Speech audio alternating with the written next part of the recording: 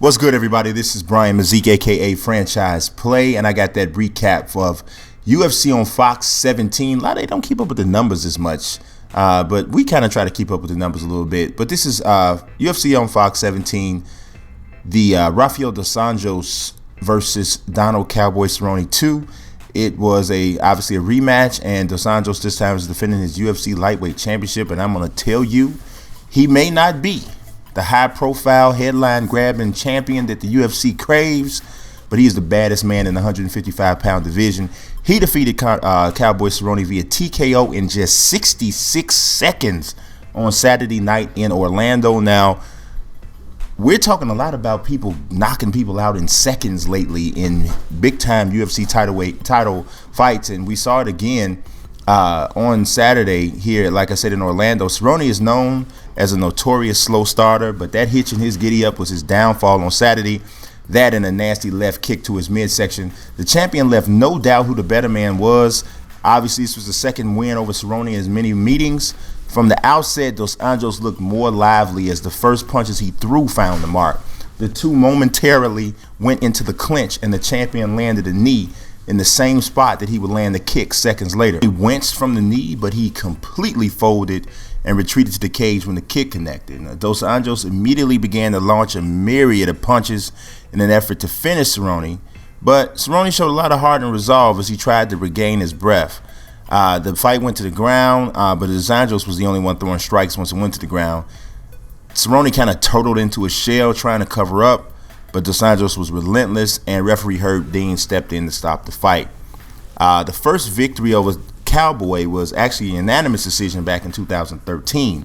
Cerrone had put together a really impressive 8-fight win streak since the loss, but he's now just, if you look at it, he's never won. Obviously he's never been a champion, but not only has he never been a champion, if you just take a look at his record in championship fights, it's really not impressive. I think it's like 0-3 or something, and I'm dating all the way back to WEC days. But coming into this fight, he looked like a new and improved fighter, but he's clearly still not on dos Anjos' level. When the fight was over, dos Anjos, he took the opportunity to address the newly crowned UFC featherweight champion, Conor McGregor. He basically told him, he said, "Hey, Mr. McGregor," and obviously this is in his slightly underdeveloped, his underdeveloped English. He said, "Mr. McGregor, you want to come to the lightweight division? This is my division." Basically warning him, stay at 145. Now, I don't think that's going to happen. McGregor's already talked about moving 155 pounds after unifying the 145-pound crown. He obviously did that last weekend when he knocked out Aldo in 13 seconds at UFC 194. So a battle with dos Anjos would give the Brazilian fans a chance for some revenge. So we'll have to stay tuned about that. In regards to that co-main event, Alistair Overeem has had some embarrassing losses in the UFC. At one point, he dropped 3 or 4 fights from 2013 to 2014. The only thing he dropped on Saturday was Junior Dos Santos. After a cautious first round, Overeem took the former UFC heavyweight champion to the woodshed in the second. Well-placed and well-timed body kicks softened Dos Santos up, but the left hooks would be the punches that did him in. Overeem landed the first shot midway through the second frame, and it opened a nasty gash over dos Santos' right eye. But not long after that, which that shot actually wobbled him, not long after that, Overeem would completely turn out his lights with another counter left hook. He slipped dos Santos' jab, came in with a definitive punch, bang, right on the button. It dropped dos Santos immediately. He pounced, landed a couple hammer fists. Now, dos Santos was trying to get up, but he was in a really compromising position with a very powerful man hovering over him, who had already landed 2 shots to him while he was already down. So referee Dan Miragliotta stepped in and stopped the fight. Dos Santos was a little bit upset, but if you look back at it, I think it was the right thing. I think it was the right thing to do. So, hey, when it was over, Overeem was asked if he was ready for a potential title shot against the winner of the Fabricio Verdun versus Cain Velasquez rematch, which is coming up in February at UFC 196. Overeem said he feels very confident for his next title run. He had a really good game plan for this bout. Obviously, he is the last person that beat Verdum. Verdum hasn't lost a fight since then, and this was back in the Strikeforce days in 2011. But in this fight, Overeem knew he was a superior athlete. He didn't abandon his defense. He was patient, and he forced Dos Santos to initiate the action. And when he did, he made him pay. And in the heavyweight division with these big, strong guys, that's really all it takes. If Verdum can defeat Velasquez again at UFC 196, the stage seems to be set for another rematch with him and with him and Overeem. So, it's some intrigue to that. It's not going to be a major big deal, but it is some intrigue definitely to that. So we'll see what happens. This was a really good card overall. I'm going to go over some of the I'm going to go over the results, and then I'll tell you guys the winners of the Performance of the Night. The Performance of the Night awards. Rafael dos Anjos won one of them clearly, and he definitely deserved it after a dominating performance. I thought that Overeem could have got some consideration for it, but instead the other Performance of the Night went to Vicente Luque, who defeated Hader Hassan via submission, choked him out. The referee actually missed the tap out, so he actually allowed Hassan to go out cold, which is, you never want to see that, but he did. It was definitely a great performance, but there was some other stuff that went on. I don't know. I thought that Overeem was pretty flawless. So, but whatever. The fight of the night was Nate Diaz versus Michael Johnson. It was very competitive, and Michael Johnson kind of dazed Nate Diaz right at the end of the fight. But for the most part, Nate dominated that fight, I thought, with his boxing. Michael Johnson came in, talking about he was the fastest guy in the division, and he was going to be able to, outbox Nate, and that just didn't happen. Nate was in great, like I said, great physical condition. Used his jab well, and one two shots over and over again. They kept landing, kept finding their mark, and Nate Diaz was, just totally in control. So I thought the shot that Michael Johnson landed was more of a, I won't say a lucky shot, but it was definitely an exception to what we had seen throughout the rest of the other portions of the fight. So that was what I saw. We also saw Carolina Kowalkiewicz, I believe it is, defeated Randa Marcos in a unanimous decision. She was making her UFC debut. It was a fairly entertaining fight. I felt she dominated. 29-28 on two cards, 30-27 on the other. I don't think that either of them were serious contenders in the division at all. I don't know. You watch people, watch people fight, and it's early in their careers, and you anticipate that they're going to get better. But you also tend to potentially put a ceiling on what you think they can be. And based on what I saw from Kowalkiewicz, if I'm saying her name correctly, I just didn't see anybody who I thought was going to be a legit contender. You can't help but say, all right, can you see this person beating the champion? And I just don't. I just don't see it. Not to put her down or anything like that, but she's a Polish strawweight star, just like Joanna Jędrzejczyk. But I think that there's a significant little gap there. Even though she is 8-0, she's 8-0 and undefeated, but I think there's definitely a gap there.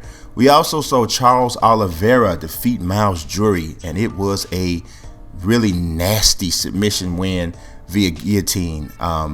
Oliveira, you're used to seeing those guillotines that take place where the opponent will, they'll be laying on their back, and they're laying on their back and they lock in the guillotine that way. Well, this one wasn't that. This was a standing guillotine. He ends up wrapping his legs around Miles Jury. Now, Miles Jury is a significant fighter, and he just leaned on him, hung on his neck, from a standing position, and forced Miles Jury to tap out. There was a lot of weight hanging on his neck. So he wins by impressive submission. But here's the caveat to the victory. Oliveira did miss weight, not by a little. He weighed in at 150.5 pounds, which is 4.5 pounds over the allowed weight. And this is the 4th time that he's missed weight in the UFC. Obviously, it cost him 20% of his purse, but luckily it was out of the winner's portion. But he's got to get the weight thing together or just go up to 155. I mean, you can't just keep not making weight. It just doesn't work out that way. It's unfair, I think, to the other fighters. We also saw in an explosive fight, Nate Marquardt just tear CB Dollaway up. I mean, Elvis Presley had a song called Only Fools Rush In. Well, apparently CB Dollaway doesn't know that song. So in the second round of his battle against Nate Marquardt, he ran face first into a right hand that put him out before his body even hit the mat. Dollaway seemed to be winning the stand-up battle initially, although he and Marquardt had both landed, I think, 13 significant strikes in the first round. But it was Dollaway who was the one that was coming forward. Unfortunately, though, that pursuit led to his destruction in the octagon. I mean, this punch was massive. Boom. He was literally out before his body hit the mat. Neither of these guys has what it takes to be a serious contender in middleweight. But they could still be relevant in the promotion's fictional veterans division, if that really existed, which it don't. But, if they made that up, those guys, they'd be right there. Valentina Shevchenko, she defeated veteran Sarah Kaufman via split decision. I don't see how it was a split decision. I thought Shevchenko dominated that fight from the beginning. Sarah Kaufman is probably done as being, legit, But we'll see what's going on with Shevchenko moving forward. But I think Sarah's pretty much done. We also saw Tamden McCrory defeat Josh Samman. Josh Samman, I was actually octagon side when he dropped that head kick on Eddie Truck Gordon. That, oh my God, it was nasty. It was in Las Vegas. It was Lawler Hendricks 2 when Lawler won the title. I was there. Man, that was the nastiest kick I've ever been in the building to see. Well, he was on the other end of the result this time. Didn't get knocked out, but it was brilliant jiu-jitsu led to a submission victory via the triangle choke for McCrory over Samman. With the pressure and superior movement on the ground, McCrory just proved to be too much for him. Samman's a great athlete, and his striking prowess was actually giving McCrory some problems in the first round, but McCrory took over in the second. He spent like 3 minutes and 14 seconds of the frame in top control, landed 17 significant strikes to just 4 for Samman. In the third, McCrory took the fight to the ground and locked in the choke, and it was a beautiful triangle choke that was like there was no escape, and Samman was done. Now, McCrory's striking is not going to win in much fight, but his jiu-jitsu game is so good that he's going to be a tough out for just about everybody in the middleweight division. Nick Lentz defeated Danny Last Call Castillo via split decision. That was a pretty decent fight, but that was that. Cole Miller and Jim Ehlers fought to what had to be called a no contest because it was an accidental eye poke by Ehlers. The winner of one of the least thrilling Ultimate Fighter seasons, which I think was season 21, Kamaru Usman, he beat Leon Edwards via unanimous decision. The guy looks the part like he's a killer, but it just something's missing. I don't know what it is, but whatever. Vicente Luque, as we talked about, defeated Hader Hassan. Hassan is so one-dimensional, man. I mean, he talks a good game, but when it comes down to it, he's just too dependent on his massive punching power. There's no layers to his skill set, and that's especially evident when his fights go to the ground. His bout with Luque on Saturday went to the mat, and he was done at that point. It was a rematch of a fight that actually took place during the Ultimate Fighter Season 21. Hassan had won that bout, but Luque made sure that it was going to be different this time. He finished Hassan with that anaconda choke in the second round. Like I said, the referee, Jorge Alonso, didn't see Hassan tap, so he ended up going out, which, like I said, sucks. But, it's one of the things that happened in the game. If you watched their first fight, or if you didn't see the first fight and you just saw the fight from Saturday, there's no way in the world you would have believed that Luque would ever have a chance to beat Hassan. He looked like two different guys.